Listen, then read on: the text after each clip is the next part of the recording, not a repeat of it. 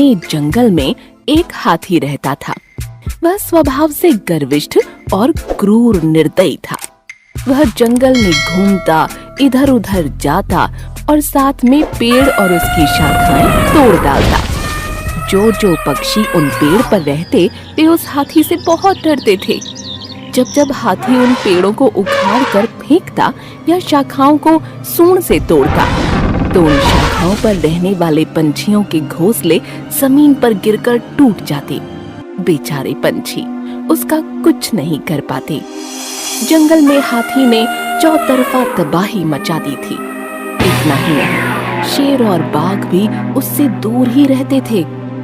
जंगल के सभी जानवर उस हाथी से परेशान हो गए थे, लेकिन चाहकर भी वे कुछ नहीं कर पा रहे थे। उसी जंगल में एक चतुर खरगोश भी रहता था। उस खरगोश को उस हाथी के बारे में सब कुछ पता था।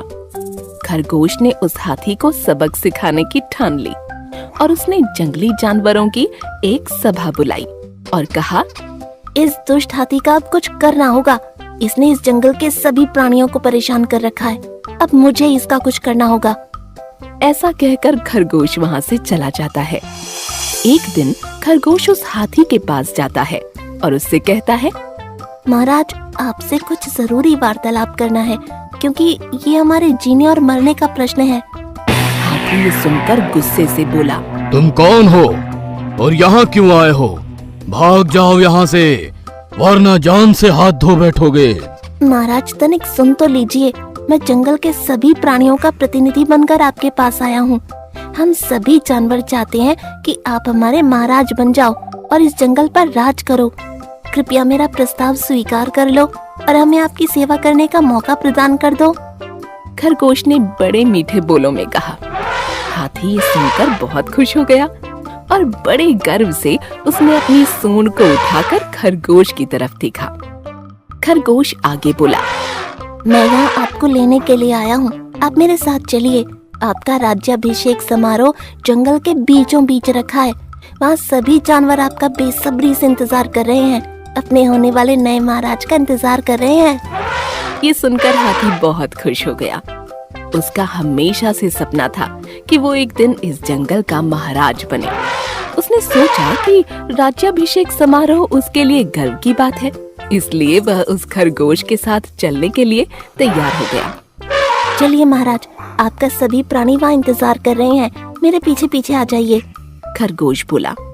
वे दोनों जंगल के रास्ते चलने लगे। आगे आगे खरगोश और पीछे पीछे हाथी।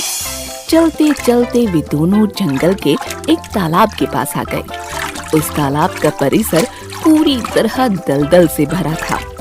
खरगोश का वजन कम था, इसलिए उसे उस दलदल से चलने में ज्यादा परेशानी नहीं हुई। हाथी भी उसी दलदल से आगे बढ़ने लगा, पर हाथी का वजन ज्यादा होने के कारण वह उस दलदल में और फंसता गया। जितना वह उस दलदल से निकलने की कोशिश करता, उतना ही वो उस दलदल में फंसता जा रहा था। वह घबरा गया और खरगोश से बोला, मित्र मेरी मदद करो। मैं इस दलदल में फंसता जा रहा हूँ। अब मेरे राज्य अभिषेक समारोह का क्या होगा? तुम्हारे सभी साथियों को यहाँ बुलाओ, मुझे इस दलदल से निकालने के लिए। मैं तुम्हारी कोई मदद नहीं कर सकता। तुम इसी लायक हो। तुम्हें कुछ पता भी है? तुमने जंगल के प्राणियों के साथ कितना बुरा व्यवहार किया है। तुमने पेड़ की शाखाएं तोड़ी। उन शाखाओं पर छोटे छोटे पंछियों के घोंसले और अंडे थे जो तुम्हारी वजह से टूट गए। तुमने बेजुबान छोटे छोटे प्राणियों को अपने पैरों तले कुचल दिया, बड़ी बेरहमी से मार दिया।